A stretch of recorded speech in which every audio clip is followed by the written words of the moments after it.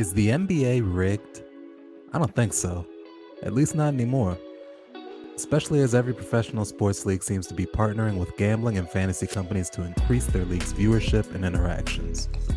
While that's going on, it's important to know how the sausage is made and that every game's integrity is sound. New information has come to light that we believe can help all of the season-long NBA fantasy players, daily fantasy sports players, and prop bettors have an edge over their competition. But before we get into that, we should talk about the league's history with game fixing. For those that aren't familiar with the NBA's history with game fixing, the question of the sport being rigged isn't as wild as you may think. You told the FBI, this is a quote, "You don't realize how easy this was for me knowing what I knew." What exactly did you know? I knew that there were certain relationships that existed between referees and players, referees and coaches, and referees and owners that influence the point spreads in games. That was Tim Donaghy, a former NBA ref from 1994 until he resigned in 2007 after reports broke of the FBI investigating him for allegations that he bet on games he officiated during his last 2 seasons, and that he made calls that affected the point spread of games.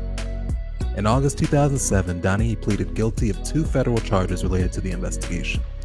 He was sentenced to 15 months in federal prison in 2008. In July of 2007, Murray Weiss of the New York Post reported an investigation by the FBI into allegations of an NBA referee betting on games and controlling the point spread. It was revealed that Donaghy placed tens of thousands of dollars in bets on games during the 2005 to 2006 and 2006 to 2007 seasons and had been approached by low-level mob associates to work on a gambling scheme. The NBA devoted significant resources to monitor officials' performance after it found out about the affair only when the FBI stumbled upon Donaghy in the midst of a broader organized crime investigation. Late NBA Commissioner David Stern said in a statement, "We would like to assure our fans that no amount of effort, time, or personnel is being spared to assist in this investigation, to bring justice to an individual who has betrayed the most sacred trust in professional sports, and to take the necessary steps to protect against this ever happening again." He called the scandal a wake-up call that says you can't be complacent. You may be thinking, okay, that's one bad apple. They got him out of the league and that's that.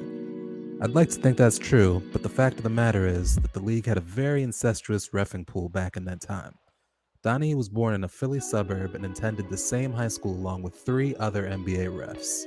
Those refs were Joe Crawford, Mike Callahan, and Ed Malloy.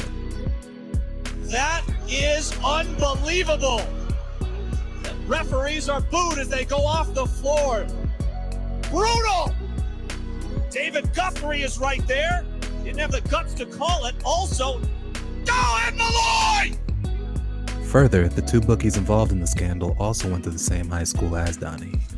You have to be pretty naive to think that Donaghy was the only one profiting and fixing games when he had longtime ties with other refs in the very same league. It's very likely that Donaghy was made to be the scapegoat for a widespread problem.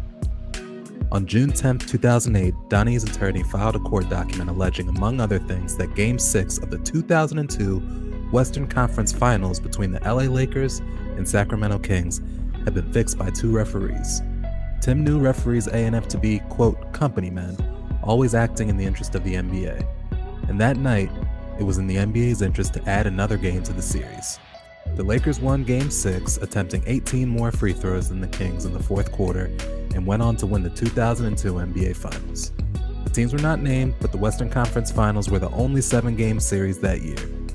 The document claimed that Donaghy told federal agents that to increase the television ratings and ticket sales, top executives of the NBA sought to manipulate games using referees.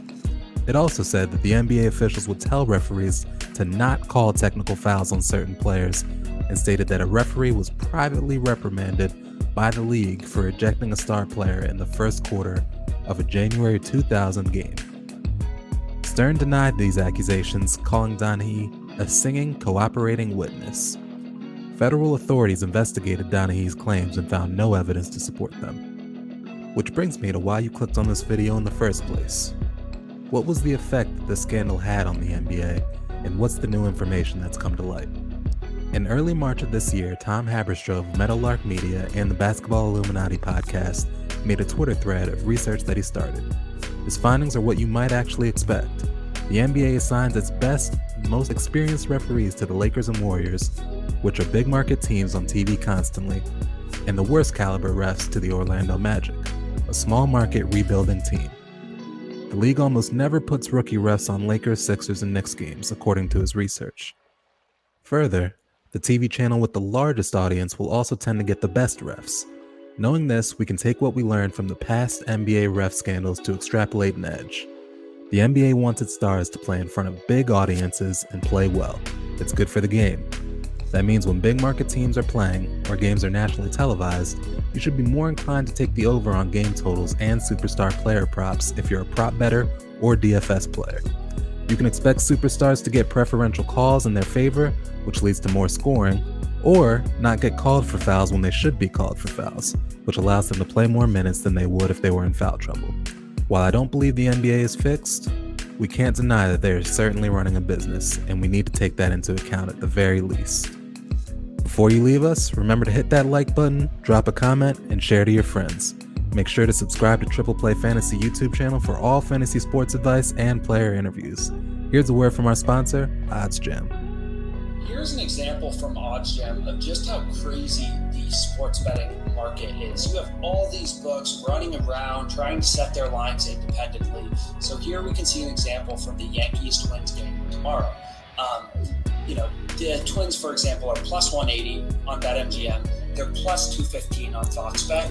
Could you ever imagine placing at the plus 180 odds on BetMGM if you knew you were getting plus 215 on Fox Bet? It's absurd. If you're interested in using one of the best products in the game, make sure to use our referral link, which you can find in the description below. Thanks for watching.